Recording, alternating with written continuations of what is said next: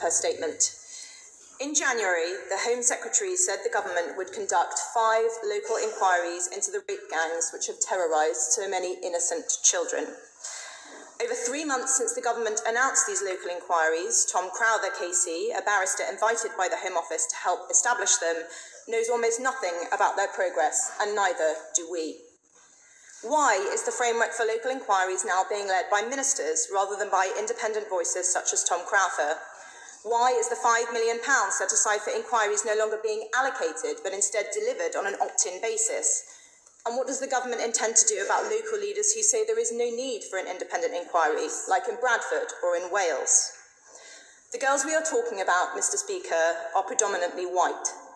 The men who preyed on them were predominantly Muslim, generally either from Pakistan or of Pakistani heritage.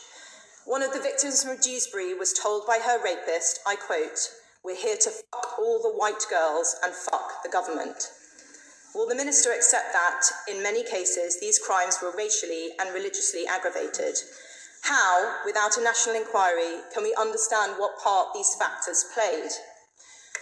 There is no question that the state has failed these children time and again. Take the case of Anna from Bradford. Vulnerable and in residential care, at the age of 14, she made repeated reports of rape and abuse to social workers who were responsible for her. But just the following year, aged 15, she married her abuser in a traditional Islamic wedding ceremony.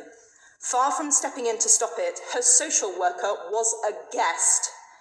The authorities then arranged for her to be fostered by her abuser's parents. The ringleader of the Rochdale rape gang, Shabir Ahmed, was employed as a welfare rights officer by Oldham Council. And yet not one person, not one, has been convicted for covering up these institutionalised rapes. So why have ministers refused to establish a dedicated unit in the National Crime Agency to investigate councillors and officials accused of collusion and corruption? And I am sorry to say that that unit, Mr. Speaker, must also investigate police officers. In one case, the father of an abuse victim in Rotherham was arrested by South Yorkshire Police when he attempted to rescue his daughter from her abusers. He was detained twice in one night while, on the very same evening, his daughter was repeatedly assaulted and abused by a gang of men. It is clear these criminals were unafraid of law enforcement. In Kirklees, Judge Marson said, "You were seen with your victim on at least 3 occasions by the police. None of that deterred you, and you continued to rape her." How, without a national inquiry, can we know how and why these monsters enjoyed effective immunity for so long? And how can we be sure it will not happen again? We on this side of the House have voted for a national inquiry and tabled amendments which would guarantee the publication of ethnicity data on a quarterly basis, terminate the parental rights of convicted sex offenders, and make membership of a grooming gang an aggravating factor during sentencing so that offenders get the longer, harsher sentences they deserve. Will the Minister commit today to adopting these amendments to protect our children?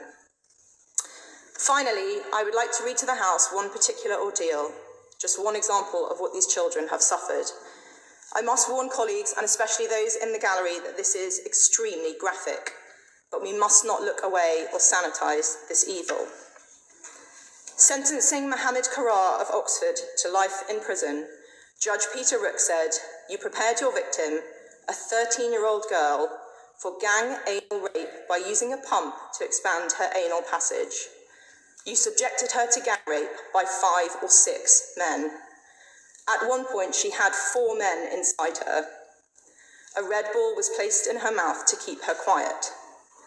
When she was 12, after raping her, she threatened you with your lock knife. Your reaction was to pick up a baseball bat with a silver metal handle, strike her on the head with it, and then insert it inside her vagina." This is not about me. It is not about the Minister or the Home Secretary or any of us in this chamber. It is about them. Little girls up and down our country whose brutal and repeated rapes were permitted and hidden by those in the British state whose job was to protect them. They deserve justice. In 5 towns, these children and their families may get partial answers. But I have mentioned 5 towns in the last few minutes alone, and there are at least 45 more. In those places, they will get no answers at all. What does the Minister have to say? to them. The British people deserve to know the truth. What darker truths does the suffering of these girls reveal about this country? And why won't the government find out?